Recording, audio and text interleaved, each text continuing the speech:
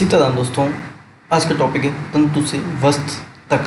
आज हम कुछ जंतुओं के बारे में पढ़ेंगे। इसमें बहुत अच्छे जंतु हैं, चलिए देखते हैं। टू द पॉइंट है, ये छोटा सा टॉपिक है, टू द पॉइंट है। मैं आपको केवल टू द पॉइंट से बताऊँगा। देखते हैं हमारा, रहिए मेरे साथ। जंतुओं से प्राप्त करने वाले जंतुओं को हम जानतर रेशे कहलाते हैं। तो जंतुओं से प्राप्त होने वाले जो रेशे हैं वो जानतर रेशे कहलाते हैं, ठीक है। और उनके रेशे फाइबर, भेड़ अथवा याक के बालों से प्राप्त किए जाते हैं। या रेशे को फाइबर कहते हैं। जो उनके रेशे होते हैं वो भेड़ और याक, एक जानवर है, बड़ा सा बड़े बड़े बाल होते हैं, उनसे प्राप्त किए जाते हैं। जबकि रेशम के फाइबर रेशम के कीट के कोकून माने क्या होता है, कोश, से प्राप्त किए जाते हैं। और भेड़, बकरी, याक और कुछ अन्य जंतुओं से हम ऊन भी प्राप्त करते हैं। और ऊन प्रदान करने वाले इन जंतुओं के शरीर जो होते हैं वो बालों से ढके रहते हैं। और क्या होता है, बालों के बीच अधिक मात्रा में वायु आसानी से भर जाती है और ये ऊष्मा की कुचालक हो जाती है। अतः बाल इन जंतुओं को गर्म रखते हैं और ऊन इन रोएदार रेशों से प्राप्त की जाती है। देखने को सर्दी नहीं लगती है भैया, एक स्वेटर पहनो मोटा सा और तीन पतले पतले स्वेटर पहनो उतनी ही मोटाई की। तो जो मोटा स्वेटर पहनने होगा उसको सर्दी लग सकती है, लेकिन आप पतले पतले स्वेटर पहने हो तो आपको नहीं लगे, क्यों? बीच में एयर का गैप हो जाता है, एयर भर जाती है और वही उष्मा की क्या होने लगती है, कुछ अलग। सुनो दोस्तों, वही हाल जो जंतु होते हैं इस प्रकार के, उनके बाल होते हैं, बालों के बीच में क्या हो जाती है, एयर हो जाती है। आगे देखते हैं। भेड़ की रोएदार त्वचा पर दो प्रकार के रेशे पाए जाते हैं। दाढ़ी के रूखे बाल जो हमारे होते हैं और त्वचा के निकट अव्यवस्थित तंतु रूपी मुलायम बाल। चलिए आगे देखते हैं दोस्तों।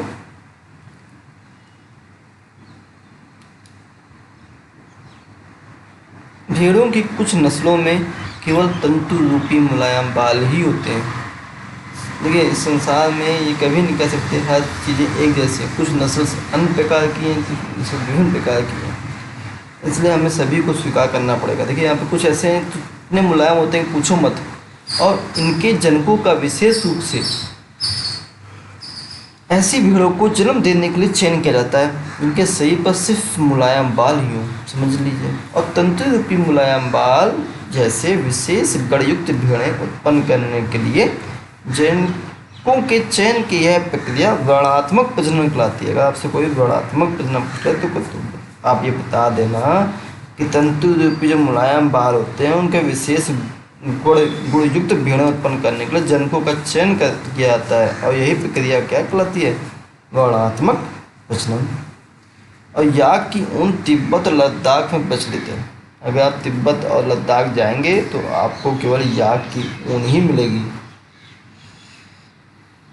ये तो नया देख रहा हूँ मैं कि बकरी के बालों से भी ऊन प्राप्त की जाती है। अंगोरा ऊन को अंगोरा नस्ल की बकरियों से प्राप्त किया जाता है, जो जम्मू कश्मीर के पहाड़ी क्षेत्र में पाई जाती हैं।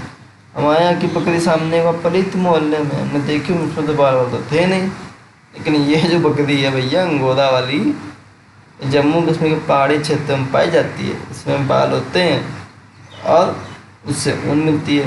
तब वो प्रकार के बालों से ऊन बनाया जाता है, कहने का मतलब ये है मेरा। और यहाँ जो जम्मू कश्मीर वाली बकरी है उसके बड़े बड़े बाल होंगे नहीं है, उससे ऊन बनाते हैं। कश्मीरी बकरी की त्वचा के निकायक मुलायम बाल फर कहलाते हैं। इनसे बेहतरीन सालें बनाई जाती हैं जिन्हें पश्मीना सालें कहते हैं। अरे हम तो अपनी मम्मी को पश्मीना साल लाए थे जब हम गए थे घूमने मनाली, उसने दिया था हमको। भैया कश्मीरी बकरी की त्वचा के निकट वाले जो मुलायम बाल होते हैं उनसे बनाती, बहुत मुलायम होते हैं, तो बात सही है।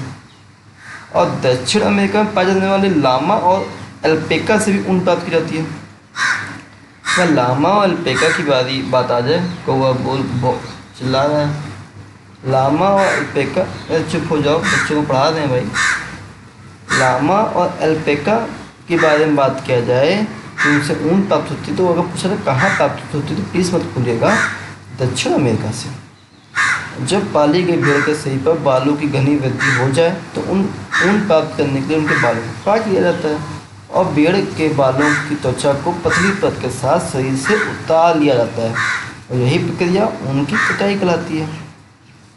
और भेड़ों से त्वचा सहित उतारे गए बालों को टंकियों में डालकर अच्छी तरह धोया जाता है, जिससे उनकी चिकनाई, धूल और गंध निकल जाए और यही प्रक्रिया अभिमार्जन कहलाती है।